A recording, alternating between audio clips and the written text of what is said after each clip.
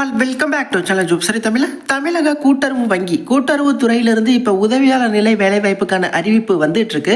எப்போ அறிவிப்பு வந்துச்சு அப்படி பார்த்தீங்கன்னா நேற்று ஈவினிங் வர டிசம்பர் 31 இதற்கு நீங்கள் ஆன்லைனில் அப்ளை பண்ணி ஆகணும். ஓகே, என்ன பதவி அப்படின்னா உதவியாளர், அதாவது அசிஸ்டன்ட் நிலைப்பணி, தமிழ்நாடு மாநில தலைமை கூட்டுறவு வங்கி. மொத்தமாக 50 காலியிடங்கள். 32,020 96,210 வரை உங்களுக்கான சம்பளம். அதாவது இது வந்து ஆரம்ப சம்பளம், ரிட்டையர் ஆகிறப்போ இந்த சம்பளம் வரை இருக்கும். இது இல்லாமல் அடிஷ்னல் அலவன்ஸ் பெனிஃபிட்ஸ் எல்லாமே இருக்குது. கூட்டுறவு வங்கியிலேருந்து வந்திருக்கக்கூடிய வேலைவாய்ப்பு. முழு தகவலை சொல்கிறேன். எனக்காக இந்த வீடியோக்கு ஒரே ஒரு லைக் மட்டும் பண்ணுங்கள். நம்ம சேனலை சப்ஸ்கிரைப் பண்ணிக்கோங்க. இது போன்ற ஃப்ரீ ஜாப் அப்டேட்ஸை குயிக்காக தெரிஞ்சுக்க முடியும். ஓகே, ஸ்டேட் ரெக்ரூட்மெண்ட் பியூரோ, அதாவது சென்னையில் இருக்கக்கூடிய மாநில ஆட்சேர்ப்பு நிலையம் கூட்டுறவு துறையிலிருந்து இப்போ உதவியாளர் நிலை வேலைவாய்ப்பு வருது. முதற்கட்டமாக எவ்வளோ வேக்கன்சி அப்படின்னா 50 உதவியாளர்கள் எடுக்கிறாங்க. 50 assistant level vacancy. Okay, Tamil Nadu மாநில தலைமை கூட்டுறவு வங்கியில் இப்போ இந்த வேலைவாய்ப்புகளை ஃபில் பண்ணுறாங்க. என்ன ப்ரோ அஃபிஷியல் வெப்சைட் அப்படின்னா TNCOOPSRB.in.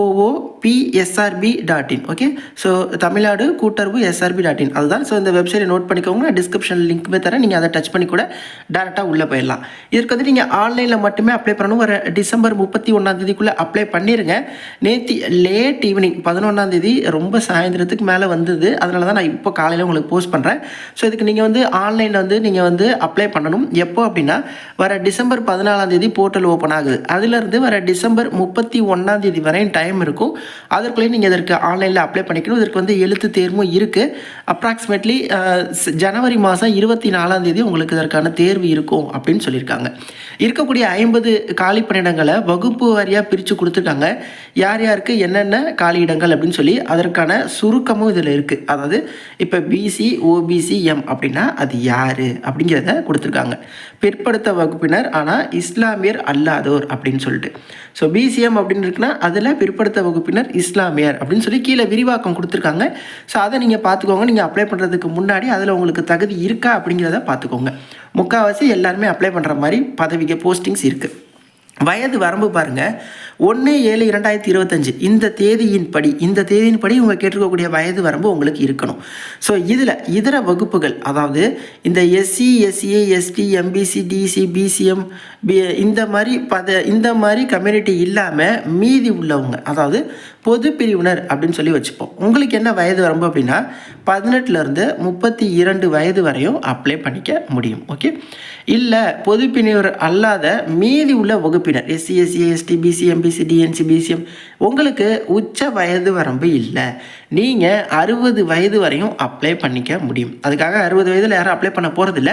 உச்ச வயது வரம்பு இல்லை அப்படின்னு சொல்லியிருக்காங்க அப்படின்னு சொல்கிறேன். ஸோ மினிமம் 18 உச்ச வயது வரம்பு கிடையாது.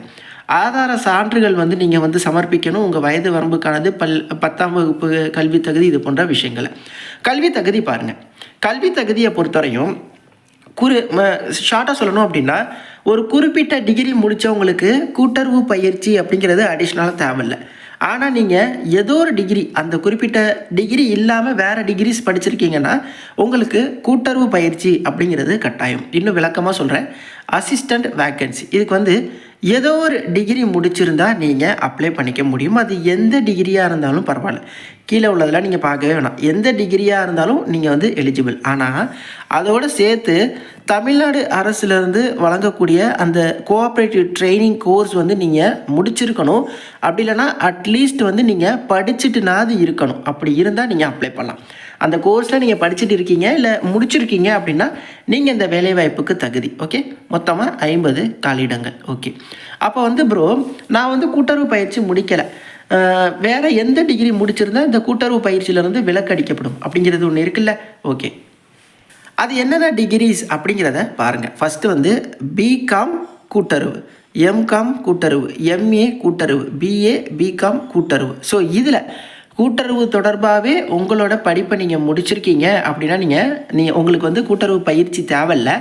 ஆனால் உங்களோட டிகிரியில் நீங்கள் இந்த சப்ஜெக்ட்ஸ்லாம் எடுத்து படிச்சிருந்துருக்கணும். Book keeping, banking, cooperation, auditing. So இந்த 4 சப்ஜெக்டையும் நீங்கள் கட்டாயம் உங்களோட டிகிரியில் படிச்சிருந்துருக்கணும்.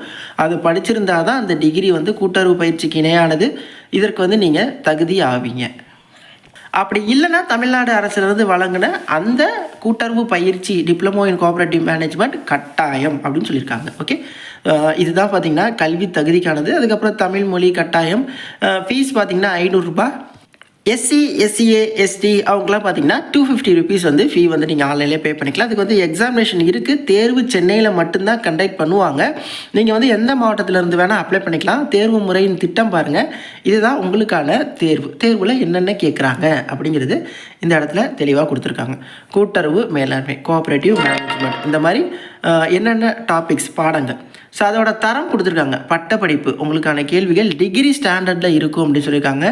OMR பேஸ்டு தான், அதாவது 4 ஆன்சர் கொடுத்து அதில் ஒன்று சூஸ் பண்ணுற மாதிரி OMR ஷீட் டிஎன்பிஎஸ்சி எக்ஸாம்பிள் தோல அது மாதிரி கொடுப்பாங்களாம். 3 hours, மொத்தமாக 200 கொஸ்டின், அதிகபட்ச மதிப்பெண் பாருங்கள் 170. ஓகே, அதுக்கப்புறம் நீங்கள் இன்டர்வியூவில் பர்ஃபார்ம் பண்ணுறது 30, டோட்டலாக 200க்கு என்ன அப்படிங்கிறது தான் உங்களுக்கு மெரிட் லிஸ்ட் வந்து இவங்க எடுப்பாங்க. ஸோ இதுக்காக தான் நான் சொல்லியிருந்தேன், அந்த கூட்டுறவு கோர்ஸ் வரப்போ நான் வீடியோ போடுவேன். அந்த டைமில் சொல்லுவேன் இந்த மாதிரி ஆப்பர்ச்சுனிட்டி வரும். கோஆப்ரேட்டிவ் ட்ரைனிங் முடித்தவங்களுக்கு, கோஆப்ரேட்டிவ் ட்ரைனிங் படிச்சுட்டு இருக்கவங்களுக்கு இது வந்து இந்த மாதிரி பணியிடங்கள் விடுவாங்க அப்படின்னு சொல்லி.